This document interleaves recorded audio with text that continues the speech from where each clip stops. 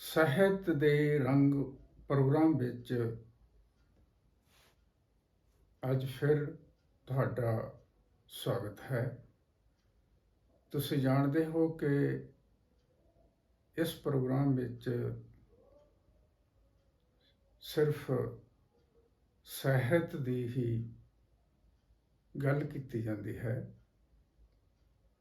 ਅੱਜ ਫਿਰ ਤੁਸੀਂ ਇੱਕ ਅਜਿਹੇ ਸਾਹਿਤਕਾਰ ਦੇ ਨਾਲ ਮਿਲੋਗੇ ਜਿਨ੍ਹਾਂ ਦਾ ਰੇਡੀਓ ਜਗਤ ਵਿੱਚ ਬਹੁਤ ਹੀ ਉਚੇਰਾ ਨਾਮ ਹੈ। ਰੇਡੀਓ ਜਗਤ ਵਿੱਚ ਇਹ ਸ਼ਖਸੀਅਤ ਕਿਸੇ ਜਾਣ ਪਛਾਣ ਦੇ ਮਹਤਾਜ ਨਹੀਂ। ਆਲ ਇੰਡੀਆ ਰੇਡੀਓ ਜਲੰਧਰ ਤੋਂ ਸ਼ੁਰੂ ਹੋ ਕੇ ਉਹਨਾਂ ਨੇ ਹਿਮਾਚਲ ਪ੍ਰਦੇਸ਼ ਵਿੱਚ ਸ਼ਿਮਲਾ, ਧਰਮਸ਼ਾਲਾ ਰੇਡੀਓ ਸਟੇਸ਼ਨਾਂ 'ਤੇ ਮੁਖੀ ਦੇ ਤੌਰ 'ਤੇ ਆਪਣੀਆਂ ਸੇਵਾਵਾਂ ਨਿਭਾਈਆਂ।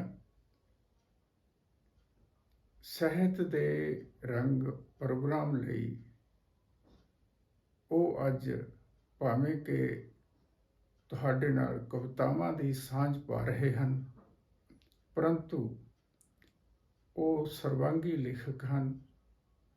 ਉਹਨਾਂ ਨੇ ਕਵਿਤਾਵਾਂ, ਕਹਾਣੀ ਅਤੇ ਨਾਵਲ ਲਿਖੇ ਹਨ।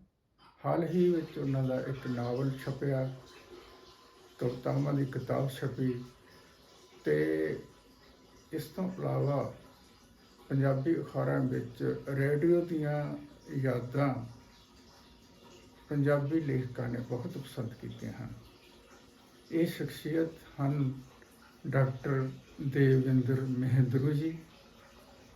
ਡਾਕਟਰ ਦੇਵਿੰਦਰ ਮਹਿੰਦਰੂ ਜੀ ਸਾਹਿਤ ਦੇ ਰੰਗ ਪ੍ਰੋਗਰਾਮ ਵਿੱਚ ਤੁਹਾਨੂੰ ਅੱਜ ਆਪਣੀਆਂ ਕਵਿਤਾਵਾਂ ਸੁਣਾ ਰਹੇ ਹਨ।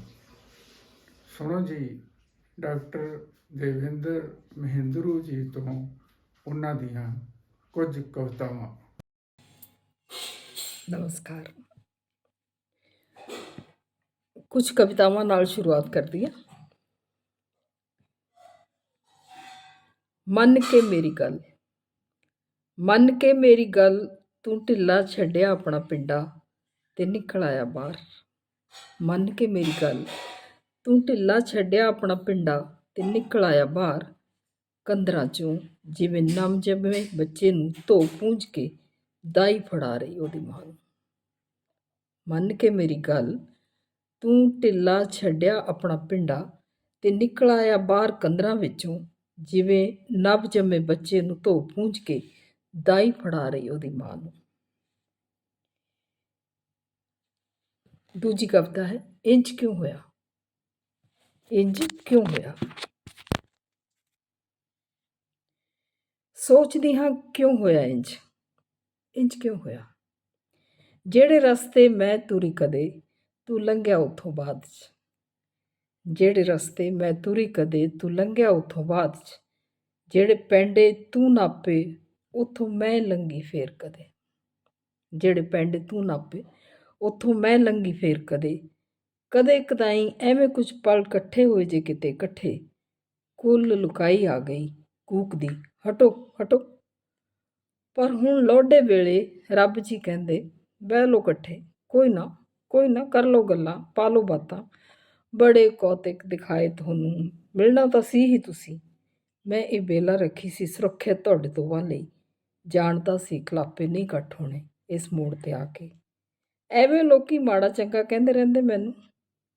ਉਦੋਂ ਬਿਠਾ ਦਿੰਦਾ ਇਕੱਠੇ, ਹੁਣ ਤੱਕ ਤਾਂ ਕਰ ਦਿੰਦੇ ਲਹੂ ਲਹਾਣ ਇੱਕ ਦੂਜੇ ਨੂੰ ਤੁਸੀਂ।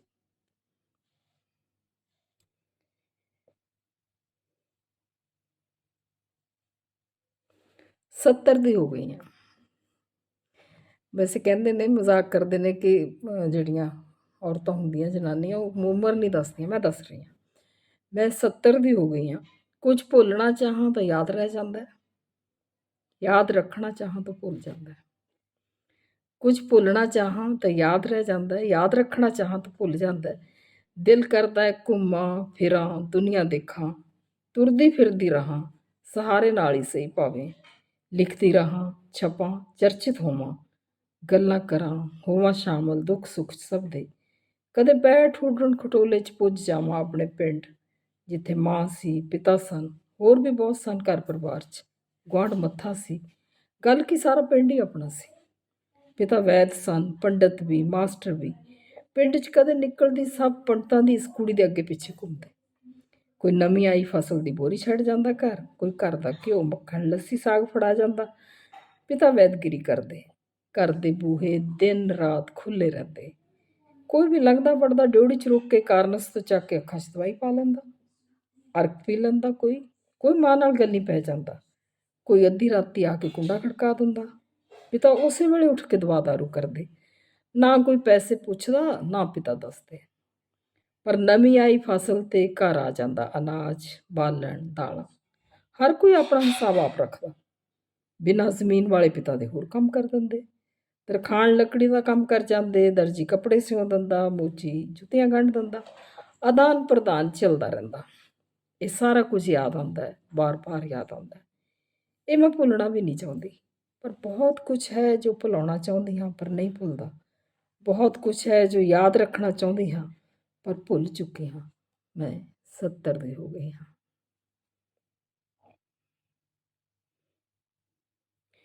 ਦਿਲਦਾਰੀਆਂ ਨਾ ਕਰਿਆ ਕਰ ਦਿਲਦਾਰੀਆਂ, ਤੂੰ ਤਾਂ ਭੁੱਲ ਭੁਲਾ ਜਾਨਾ ਹੈ, ਬੋਲ ਭੁਲਾ ਕੇ ਤੜਪਦੀ ਮੈਂ ਰਹਿੰਦੀ ਹਾਂ ਦਿਨ ਰਾਤ।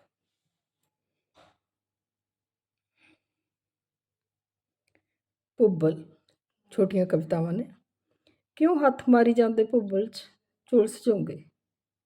ਉੱਪਰੋਂ ਠੰਡੀ ਲੱਗਦੀ ਹੋ ਤੁਹਾਨੂੰ, ਅੰਦਰ ਤਾਂ ਮੱਗਦੀ ਹੈ, ਸਵਾਹ ਕਰ ਦੋ ਜਲਾ ਕੇ। ਪੁੱਠਾ ਜਿਹਾ ਦਿਨ ਹੋ ਗਿਆ ਸ਼ੁਰੂ, ਫੇਰ ਇੱਕ ਪੁੱਠਾ ਜਿਹਾ ਦਿਨ। ਪਤਾ ਨਹੀਂ ਕੀ ਕੀ ਰੰਗ ਦਿਖਾਉਣੇ ਨੇ ਸ਼ਾਮ ਤੱਕ। ਜਿਉਣ ਦੇ ਵਸੀਲੇ ਤਾਂ ਕਰਨੇ ਹੀ ਪੈਣੇ। ਪਾ ਦਿਓ ਅਰਜੀ, ਕੀ ਪਤਾ ਕਦੇ ਹੋ ਜੇ ਮਨਜ਼ੂਰ। ਗਲ ਪੱਲਾ ਪਾ ਕੇ, ਇਹ ਵੀ ਇੱਕ ਛੋਟੀ ਕਵਿਤਾ। ਗਲ ਪੱਲਾ ਪਾ ਕੇ ਮਨਾਉਂਦੀ ਰਹਿ ਗਈ ਮੈਂ ਤਾਂ, ਨਾ ਤੂੰ ਮੰਨਣਾ ਸੀ ਨਾ ਮੰਨਿਆ।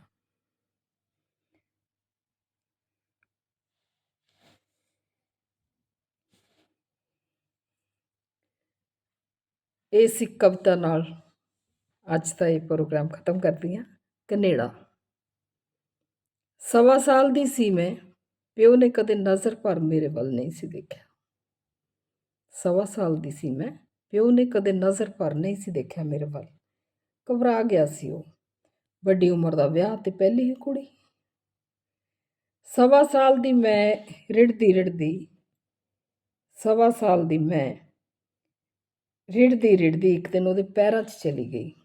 ਫੜ ਲਈਆਂ ਪਿਓ ਦੀਆਂ ਟੰਗਾਂ, ਮੂੰਹ ਉੱਪਰ ਨੂੰ ਚੱਕਿਆ, ਬਾਹਾਂ ਫੈਲਾਈਆਂ, ਜਿਵੇਂ ਕਹਿ ਰਹੀ ਹੋਵਾਂ ਚੁੱਕ ਮੈਨੂੰ। ਪਿਓ ਨੇ ਕਿਹਾ ਹਿਸ਼, ਤੇ ਪਰਾਂ ਨੂੰ ਧੱਕ ਦਿੱਤਾ। ਮੈਂ ਰਿੜਦੀ ਫਿਰ ਉਹਦੇ ਪਿੱਛੇ ਗਈ, ਫੜ ਲਈਆਂ ਟੰਗਾਂ, ਹਿਸ਼।